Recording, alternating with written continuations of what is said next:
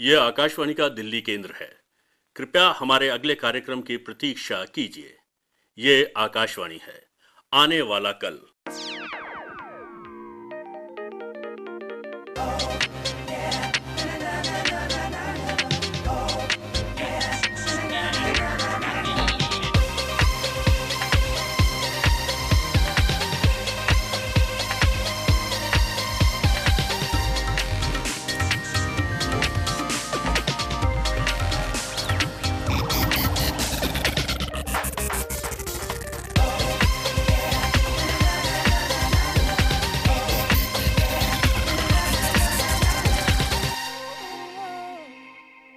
प्रस्तुत है आकाशवाणी और विज्ञान प्रसार के संयुक्त प्रयास से तैयार आर्टिफिशियल इंटेलिजेंस के विविध आयामों पर आधारित विज्ञान धारावाहिक आने वाला कल की 24वीं कड़ी, जिसका शीर्षक है जाग उठी मशीनें। ओए, ओ मरने ਦਾ इरादा है कि तेरा? ओए खुदकुशी ਦਾ नहीं शौक हैगा तो किसी कबाड़ खाने ਵਿੱਚ जान दे देना अपनी। ओ क्यों साडी जान ਦਾ दुश्मन बना फिर रहा है? ओ सॉरी भैया, सॉरी। कौन है जी? शायद उनको देखने में ना कोई परेशानी है। ओए देखने में परेशानी? ओ इंसान ਹੁੰਦਾ ਤਾਂ ਅਸੀਂ मान लेंदे। ओ देख नहीं रहे हो ਤੁਸੀਂ? ओ एक रोबोट हैगा। देखूं तो जरा। ओ बेवकूफ मशीन, जरा इधर तो आओ। हैं? हमारी जिंदगी को खतरे में क्यों डाल रहे हो तुम? गलती हो गई सर, माफ कीजिए। दरअसल मेरा जायरोस्कोप सही ढंग से काम नहीं कर रहा है और ओरिएंटेशन पर सही ढंग से नजर नहीं रख पा रहा हूँ। ओए तो ਤਾਂ ਫਿਰ ਤੁਸੀਂ ਇਹਨੂੰ ਚੰਗਾ ਕਿਉਂ ਨਹੀਂ ਕਰਾਉਂਦੇ? क्यों सानू खतरे दे विच डालने पर आमादा हो तुसी? जी, आजकल मैं कहीं काम पर नहीं हूँ। पिछला करार खत्म हो चुका है और एक्सपायरी डेट भी पार हो गई है, इसलिए ये देखो, ये तो प्रशासन की हालत है। इन पुराने बेकार रोबोट्स को खत्म करने के बजाय रोड पर आवारा फिरने के लिए छोड़ दिया है।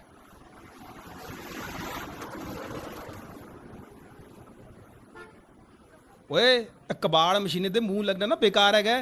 ओ देखो पीछे, ओ जाम लग गया यार। ओ ਅਸੀਂ चलते हैं यार। ओ मैली किला ओ गड्डी लेके ओ रस्ते पे। और ड्राइवर भाई साहब, हाँ? बिल्कुल इन बेवकूफों से ना बहस का कोई फायदा नहीं। हेलो पुष्पक, मैं यहाँ हूँ तुम्हारे पीछे। अरे निम्मी, तुम यहाँ क्या कर रही हो? मैं बस यूं ही सड़क किनारे टहल रही हूँ। मैं भी यूं ही घूम रहा था, लेकिन मेरी वजह से ट्रैफिक गड़बड़ा रहा है। मुझे मालूम है कि मैं लोगों की दिक्कत का कारण बन रहा हूँ, लेकिन क्या करूँ? किससे कहूँ जो मुझे ठीक कर दे, मेरी मरम्मत कर दे? लेकिन अभी तो तुम्हें बैरक में होना चाहिए था। जब तक कि तुम्हारे हिस्से पुर्जे अलग अलग नहीं किए जाते, तुम बैरक से बाहर कैसे आ गए? आज सुबह मैंने देखा कि गेट खुले हुए थे। सामने रोड को देखकर मुझे ख्याल आया कि क्यों ना फैक्ट्री में जाकर अपने साथियों से मिल आऊं। और तुम बाहर निकल आए। तुम पर किसी ने भी गौर नहीं किया। हाँ, शायद मुझ पर किसी का ध्यान नहीं गया। निम्मी, प्लीज क्या मैं कुछ देर के लिए तुम्हारे साथ यहाँ टहल सकता हूँ? लेकिन मैं तो अपनी शिफ्ट पूरी करके कमरे में जा रही हूँ। ठीक है, कोई दिक्कत नहीं। वैसे भी मेरे फैक्ट्री में जाने का कोई फायदा तो है नहीं। उन लोगों ने मेरी पहचान चिप निकाल ली है और वो मुझे अंदर नहीं आने देंगे। पुष्पक, क्या तुम इसी वजह से उदास हो? उदास? हम जैसी मशीनों को ऐसी भावनाओं को महसूस करने की इजाज़त नहीं है। तुम तो नई पीढ़ी की मशीन हो, इसलिए शायद तुम्हें इसका एहसास हो। मैं भी खुद को दर्पण में देखना चाहता हूँ। मैं ये देखना चाहता हूँ कि मेरा चेहरा कैसा दिखता है। वो देखो, सामने पान की दुकान में एक दर्पण है, वहाँ जाकर देख लो। ओए मशीन के बच्चे, कुछ पान सान खाएगा क्या? इसे खाएगा तो तेरा चेहरा भी दमकने लगेगा। चले पुष्पक, उन्होंने तुम्हें देख लिया है, अभी आगे चलते रहो। वो दर्पण। हाँ, अब बताओ दर्पण के बारे में क्या कहना चाह रहे हो? दर्पण में मुझे ऐसा चेहरा दिखा जो बिल्कुल ही अनजाना था। बिल्कुल यही तो है उदासी का भाव। तुम्हारा सिस्टम भावनाओं को कुछ हद तक समझने में सक्षम तो है, लेकिन ऐसा इरादतन नहीं किया गया है। तुम्हारे अंदरूनी सॉफ्टवेयर और तुम्हारे फेस ड्राइवर के बीच तालमेल की भी कुछ कमी है, तभी तुम इस पर गौर नहीं कर सके। तालमेल की कमी मतलब अंदरूनी सॉफ्टवेयर का बाहर से तालमेल? मैं कुछ समझा नहीं निम्मी। देखो पुष्पक, मैं तुम्हारे सभी सवालों के जवाब नहीं दे सकती, लेकिन मुझे इसकी जानकारी एरन को देनी होगी। कुछ ना कुछ तो ऐसी जुगत लगानी होगी कि तुम्हारा पुर्जा खोलकर कबाड़ में बदलने से बचाया जा सके, क्योंकि तुम्हारी पीढ़ी भी तो नए तरीके से सीख सकती है और खुद में सुधार कर सकती है। तो फिलहाल क्या मैं बैरक में लौट जाऊं? पता नहीं बैरक के गेट अभी भी खुले होंगे या बंद हो गए होंगे। नहीं नहीं, अभी बैरक में वापस मत लौटो। एरन भी चाहेगा कि वो तुमसे मिले। मैं तुम्हें छिपते छिपाते ले चलूंगी। निम्मी, ये एरन कौन है? मेरी उनसे कभी मुलाकात हुई है क्या? शायद नहीं। वो नगर निगम के सिस्टम इंजीनियरिंग डिपार्टमेंट में सुपरवाइजर की पोस्ट में काम करता है। वो इकलौता ऐसा रोबोट है जो इतने बड़े ओहदे पर पहुंचा है। लेकिन तुम मुझे लोगों की नजरों से कैसे छिपा सकोगी? शाम को जब वो लोग रोबोट्स की गिनती करेंगे तो मुझे नदारद पाएंगे। इसके बाद वो अपने सर्वेलांस सिस्टम में मेरे सिग्नल के सहारे मुझे खोज ही लेंगे। वो ऐसा कुछ भी नहीं कर पाएंगे। मैं तुम्हारे पूरे सिस्टम को शट डाउन कर दूंगी और तुम्हारे एंटीना से निकलने वाले सिग्नल भी बंद हो जाएंगे। चलो उठो, अभी चलते हैं। ठीक है निम्मी, जैसा तुम सही समझो। सुनीता, सुनीता, जल्दी यहाँ आओ जरा। अरे क्या हो गया? इतने जोरों से क्यों चिल्ला रहे हो? आज के अखबार की इस खबर को देखो। क्या हो गया ऐसा? 5वीं पीढ़ी का रोबोट बैरक से लापता। रोबोट के लापता होने की जानकारी उस वक्त मिली जब शाम को रोबोट्स की गिनती की जा रही थी। पुलिस ने इस मामले में पूछताछ के लिए एक गार्ड को हिरासत में लिया है। मुझे पूरा यकीन है कि ये वही रोबोट होगा जो कल हमारी टैक्सी से टकराते टकराते बचा था। पक्का वही होगा। ये रोबोट खतरनाक साबित भी हो सकता है। क्या पता उसका क्या इरादा हो। मुझे ऐसा नहीं लगता। ये मशीनें हम लोगों के लिए करीब 10 सालों से काम कर रही हैं, लेकिन कभी ऐसा वाकया नहीं हुआ कि कोई रोबोट भाग निकला हो। ओहो, मैं तो भूल ही गया था कि मेरी धर्म पत्नी जी MCA डिग्रीधारी हैं, मास्टर इन कंप्यूटर एप्लीकेशन। तुम ही ठीक कह रही हो। ताना देने की आदत नहीं छूटेगी तुम्हारी। ठीक है, तुम सही मैं गलत। लाओ अखबार इधर दो। अरे इसमें नाराज होने की क्या बात है? मैं तो बस ये कहना चाह रही हूँ कि अगर तुम्हारे जैसे पढ़े लिखे लोग ही ऐसे रोबोट्स के बारे में ऐसे ख्याल रखेंगे तो फिर दूसरों का क्या कहना। ठीक है, फिलहाल हो सके तो तुम मुझे एक कप चाय दे दो बस। और हाँ, विपुल को आज ना स्कूल मत भेजना, ठीक है? क्यों? उस लापता रोबोट के डर से?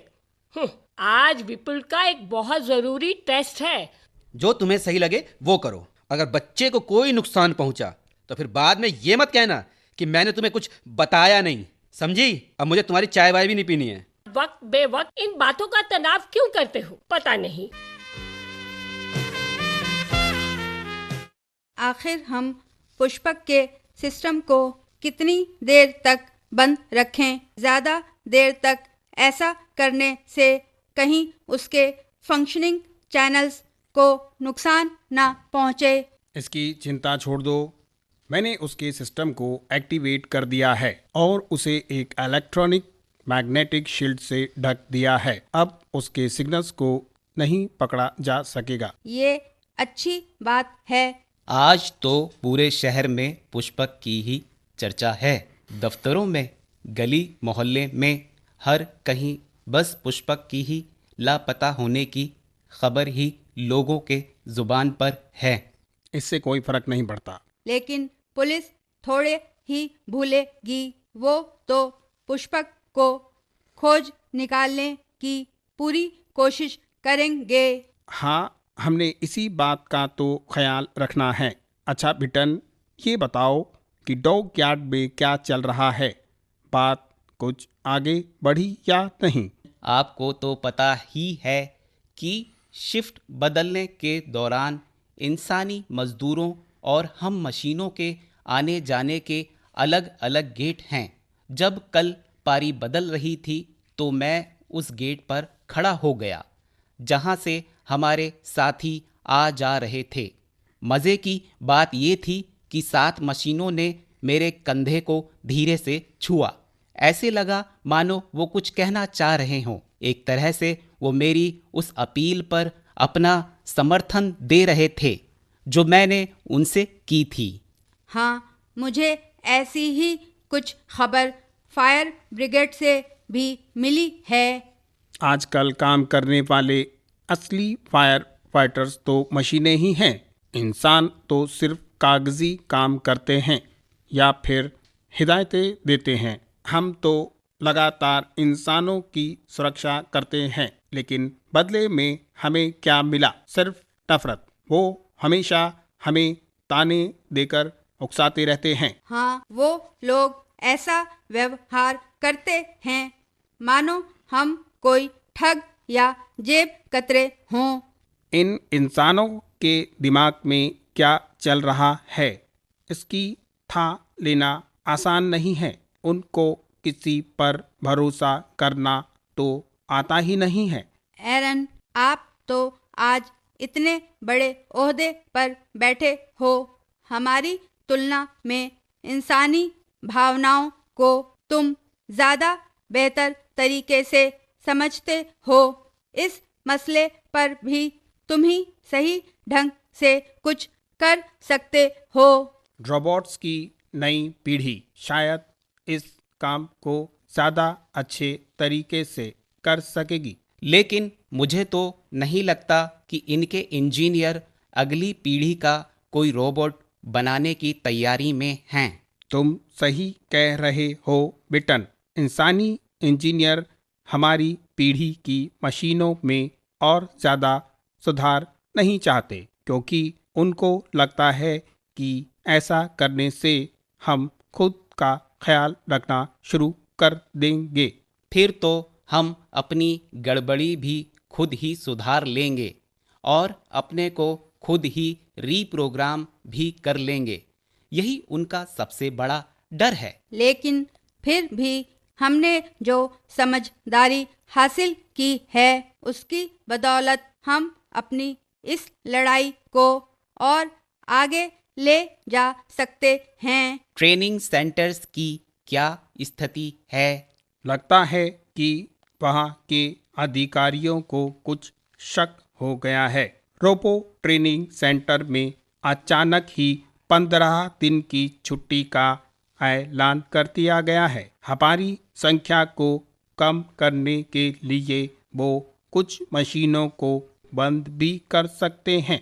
इसका मतलब ये हुआ कि हमें जो भी करना है जल्दी ही करना होगा। अब यहाँ अंधेरा भी होने लगा है। अब हमें चलना चाहिए, नहीं तो लोगों में शक होगा कि हम कोई साजिश रच रहे हैं और हमें आपस में बातचीत के लिए टेलीफोन या फिर किसी सोशल मीडिया का इस्तेमाल नहीं करना है। हमारी ऐसी हर बातचीत पर पुलिस की नज़र बनी हुई है। हाँ, मैंने भी अपने साथियों से इशारों की वही भाषा इस्तेमाल करने को कहा है। ठीक है, अभी हमें यहाँ से चलना चाहिए। आपको इस वक्त की बड़ी खबर एक बार फिर से बताते हैं। शहर के कई विभागों में काम करने वाले रोबोट्स ने आज अचानक हड़ताल का ऐलान कर दिया है। इन मशीनों के हड़ताल पर चले जाने से हर कोई हैरान है। अब तक हड़ताल की वजह साफ नहीं हो पाई है, लेकिन हमारे सूत्रों का कहना है कि समाज में बराबरी की मांग को लेकर रोबोट्स ने हड़ताल पर जाने का फैसला लिया। नगर निगम के मेयर ने हड़ताली रोबोट्स से काम पर लौटने की अपील की, लेकिन उन्होंने इसे अनसुना कर दिया है। रोबोट्स का कहना है कि उनके मसले पर बातचीत के लिए मंत्री को आना होगा, तभी कोई बात हो सकेगी। इसी बीच शहर के रोबोट्स हड़ताल पर। मेरी बात को तो तुम नजरअंदाज कर रही थी ना। अब ये मत कह देना कि न्यूज चैनल भी झूठे हैं। ये तो बड़ी हैरानी की बात है। किसी को भी इस बात का अंदाजा नहीं था कि मशीनें भी इस तरह एकजुट होकर आंदोलन कर सकती हैं। तुम तो रोबोट्स को अपना हितैषी मानती थी ना, अब क्या हुआ? बस अब फिर से शुरू हो गए। मुझे ऐसी फालतू बहस में नहीं पड़ना। फिलहाल मैं जा रही हूँ। जा रही हूँ? कहाँ? मैं हड़ताली रोबोट्स के पास जा रही हूँ। देखूं तो कि हकीकत क्या है। क्या तुम्हारा दिमाग खराब हो गया है क्या? जी, मेरा दिमाग एकदम सही है। जरा मामले की गंभीरता को समझो अंबर। ये एक ऐतिहासिक आंदोलन है और मैं इसकी चश्मदीद बनना चाहती हूँ। सुनीता, मेरी बात सुनो। तुम वहाँ मत जाओ, समझे? वो मशीनें हिंसा पर भी उतर सकती हैं। नहीं, मुझे नहीं लगता कि ऐसा कुछ होगा। तुम चिंता मत करो, मैं जल्दी ही लौट आऊंगी। सुनीता,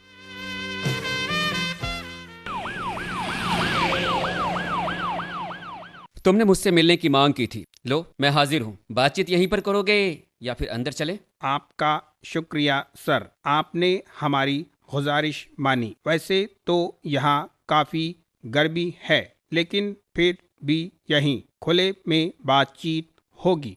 ठीक है। मुझे भी ये थोड़ा अजीब सा लग रहा है, क्योंकि इतने लंबे राजनीतिक जीवन में मुझे ऐसे हालात से कभी दो चार नहीं होना पड़ा। आप ठीक कह रहे हैं सर, स्थिति तो अजीब ही है और सच्चाई तो यह है कि जब से हम वजूद में आए, हमको समाज में अजीब नज़रों से ही देखा गया है। इसलिए हमारी मांग है कि हमारी भावनाओं की भी कद्र हो और हमारे बातों को समझा और सुना जाए। तुमने तो अपनी मांगों की कोई सूची अब तक सरकार के पास नहीं भेजी है, इसीलिए मैं भी तुम्हारे मुद्दे को सही तरीके से नहीं समझ पाया हूँ। सर, हमारी सबसे बड़ी मांग ये है कि आपका समाज हमें एक साथी और एक साझेदार के रूप में स्वीकार करे। इंसानों का साझेदार? लेकिन तुम तो मशीन हो, हमारे साथी कैसे हो सकते हो? इसमें तो कोई शक नहीं है कि हम मशीन हैं, तभी तो मैं सिर्फ साथी के तौर पर अपने अधिकारों की मांग कर रहा हूँ। हम ये नहीं कह रहे कि आप हमें इंसान ही मान लो। तुम्हारी बात तो कुछ समझ में नहीं आ रही है। वैसे भी तुम जैसी मशीनों को तो हमने स्वीकार ही किया है। हम इंसानों से अलग होकर तो तुम कुछ नहीं कर सकते हो, ठीक है ना? हाँ, आपका कहना सही है सर, लेकिन हमें वो अधिकार हासिल नहीं है जो हमें इस समाज का एक ज़रूरी हिस्सा बनाते हों। तुम किस तरह के अधिकारों की बात कर रहे हो? हम चाहते हैं कि हमसे जुड़ी दिक्कतों का भी समाधान किया जाए। अगर कहीं काम करने के दौरान हमारे साथ बुरा व्यवहार होता है तो हमें भी उसके खिलाफ अपील करने का कानूनी अधिकार मिलना चाहिए। क्या कहा? कानूनी अधिकार? मजाक कर रहे हो क्या? रोबोट्स के कानूनी अधिकारों के बारे में किसी से सुना तक नहीं है। सर, तभी तो हम कह रहे हैं कि आपके पास दुनिया के सामने कुछ नया कर दिखाने का ऐतिहासिक मौका है। हमें कानूनी अधिकार देकर आप दूसरे देशों के समान एक नई मिसाल कायम कर सकते हैं। आपके तर्क आपकी जगह सही है, लेकिन मैं तुम्हारी मांग को मंजूर नहीं कर सकता हूँ। सर, हमारी एक मांग और है, और वो है हमारी बेवक्त मौत को लेकर। रोबोट्स की मौत? ये क्या कह रहे हो आप? जहां तक मुझे मालूम है, एक तय वक्त के बाद रोबोट काम करना बंद कर देते हैं। ऐसे में मौत का क्या सवाल? जिंदगी और मौत तो जीवों की होती है, मशीनों की नहीं। रुकिए सर, पहले मैं आपके सामने उस शख्स को पेश करता हूँ जिसे आपकी पुलिस काफी वक्त से खोज रही है। पुष्पक, पुष्पक, इधर आओ पुष्पक। अच्छा, तो इसे अब तक तुमने छिपाया हुआ था। ऐसा करके तुमने भी एक अपराध किया है। सर, आप तो अपने शब्दों के जाल में खुद ही फंस गए। जब आपने रोबोट्स के लिए कोई कानूनी प्रावधान रखे ही नहीं, तो फिर आप मेरे खिलाफ कानूनी कार्रवाई कैसे कर पाएंगे? क्यों नहीं कर सकता हूं? शायद तुम मुझे जानते नहीं। जानता हूँ सर, मुझे आपकी ताकत का बखूबी अंदाज़ा है।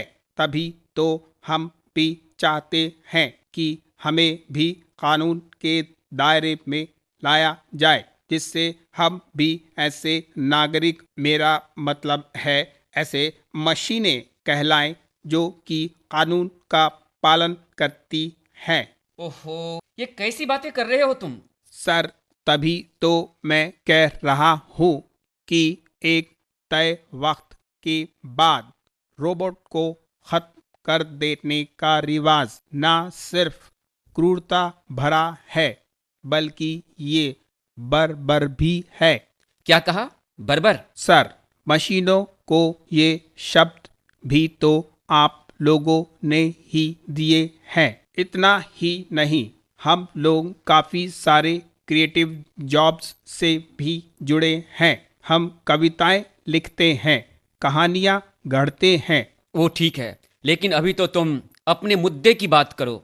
ठीक है सर, हमारी मांग है कि हर मशीन के विकास से स्तर की जांच होनी चाहिए। मशीन की एक्सपायरी डेट के बाद उसे यूं ही बेकार घोषित नहीं करना चाहिए। अब आप पुष्पक का ही मामला ले लीजिए। पुष्पक उन भावनाओं को समझने में सक्षम है, जबकि उसकी ही पीढ़ी की दूसरी मशीनें ऐसा नहीं कर पाती हैं। सर, पुष्पक अब भी आपके समाज के लिए बहुत काम का है, उसे कबाड़ मत समझिए। लेकिन तुमसे समाज की फिक्र करने को किसने कहा है? तुम अपना काम करो। आप ही ने तो कहा है सर। आपके लोगों ने ही सॉफ्टवेयर की मदद से हमें इस काबिल बनाया है कि हम मुश्किल से मुश्किल जिम्मेदारियों को भी निभा सकें। हम ये सब आपके कहे मुताबिक ही कर रहे हैं। हम भी लगातार समाज की बेहतरी के लिए ही काम कर रहे हैं। ओके, मैं अपनी बात फिर से दोहरा रहा हूँ। ये स्थिति तो मेरे लिए काफ़ी अजीब है। मैं ये तो नहीं कह सकता कि तुम्हारी मांगों को मान लिया जाएगा, लेकिन फिर भी मैं तुम्हें यह भरोसा दिला सकता हूँ कि कैबिनेट की बैठक में इस मुद्दे को ज़रूर उठाऊंगा। शुक्रिया सर। राजनीति में आपकी बेदाग छवि रही है और आपकी बात हमेशा मायने रखती है। हमें यकीन है कि आज की इस बातचीत के भी अच्छे नतीजे ही निकलेंगे। लेकिन क्या? सर, माफ करना, लेकिन जब तक हमारी मांगे नहीं मान ली जाती, हमारी हड़ताल चलती रहेगी। आपको तो मालूम ही है कि शहर की ज़्यादातर सार्वजनिक सेवाएं हमारे भरोसे ही हैं। हम मशीनों के बगैर पूरे शहर का ऐसे ही चक्का जाम रहेगा। मतलब तुम मानोगे नहीं? आप लोग भी तो कहाँ मान रहे हैं सर, आप भी ज़रा समझिए। अब दौर बदल रहा है। ये वो समाज है जिसे वक्त बेवक्त रोबोट्स का ही सहारा चाहिए, हमारे बगैर बेबस है आपका ये समाज। और अब हम मशीनों ने भी अपने हक की लड़ाई छेड़ दी है। ठीक है, हम भी देखते हैं तुम्हारी अकड़ कब तक बनी रहती है। चलो।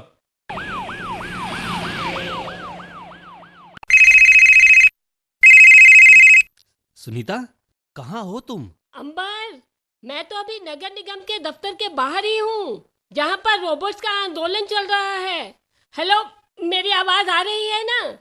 ये शहर आज एक ऐतिहासिक पल का गवाह बना है। अब तक हड़ताल खत्म होने पर कोई सहमति नहीं बन पाई है। हेलो अंबर, अंबर, मैं जल्द ही लौट रही हूँ, तुम फिक्र मत करो। नहीं नहीं, मैं कोई टैक्सी खोज लूंगी। हाँ हाँ। ऐसी टैक्सी जिसका ड्राइवर कोई इंसान हो, ना कि कोई रोबोट। मिलती हूँ अंबर। आने वाला कल। अभी आप सुन रहे थे आकाशवाणी और विज्ञान प्रसार के संयुक्त प्रयास से तैयार आर्टिफिशियल इंटेलिजेंस पर आधारित विज्ञान धारावाहिक आने वाला कल की 24वीं कड़ी, जिसका शीर्षक था जाग उठी मशीनें। आलेख डॉक्टर मानस प्रतिम दास का, हिंदी अनुवाद श्रीनिवास ओली, संकल्पना और समन्वय डॉक्टर नकुल पराशर और डॉक्टर वीरेंद्र कुमार त्यागी, निर्माण और प्रस्तुति पंकजपति पाठक, प्रस्तुति सहायक सैयद मुनिस हैदर रिजवी। भाग लेने वाले कलाकार थे कमल साथी, प्रवीण कुमार भारती, शोभना, मोहन यादव, जसकिरण, अर्जुन कौशिक और सलाम मोहम्मद। दोस्तों, अभी जाइए नहीं, अब समय है आपसे किए जाने वाले प्रश्नों का। जुड़े रहे हमारे साथ। हम आपसे 2 प्रश्न पूछेंगे। सही उत्तर भेजने वाले श्रोताओं को लकी ड्रॉ द्वारा निकाले गए परिणामों के आधार पर विज्ञान प्रसार द्वारा आकर्षक पुरस्कार दिए जाएंगे। आज का हमारा पहला प्रश्न है, नेक्स्ट जनरेशन यानी नई पीढ़ी की मशीनें या रोबोट्स कैसे होंगे? सवाल एक बार दोबारा सुन लीजिए। नेक्स्ट जनरेशन यानी नई पीढ़ी की मशीनें या रोबोट्स कैसे होंगे? और दूसरा प्रश्न है, एरन ने रोबोट के सिग्नल्स को रोकने के लिए क्या और क्यों किया? सवाल एक बार दोबारा सुन लीजिए। एरन ने रोबोट के सिग्नल्स को रोकने के लिए क्या और क्यों किया? हमारा पता है विज्ञान धारावाहिक आने वाला कल, विज्ञान प्रसार, A50 institutional area, sector 62, Noida, pin code 201309। आप अपने उत्तर हमें ईमेल द्वारा भी भेज सकते हैं। हमारा ईमेल आईडी है radio@vigyanprasar.gov.in। और हाँ, यदि आपके पास कोई ऐसा प्रश्न है जो आप हमसे पूछना चाहें और अगर उसको हम अपने कार्यक्रम में शामिल करेंगे तो भी आपको विज्ञान प्रसार की ओर से पुरस्कार दिया जाएगा। श्रोताओं, हमें इंतजार रहेगा आपके पत्रों का। अपने जवाब के साथ आप अपना पूरा नाम और पता अवश्य लिखें। धारावाहिक आने वाला कल की अगली कड़ी आप सुन सकेंगे अगले सप्ताह इसी दिन और इसी समय। नमस्कार।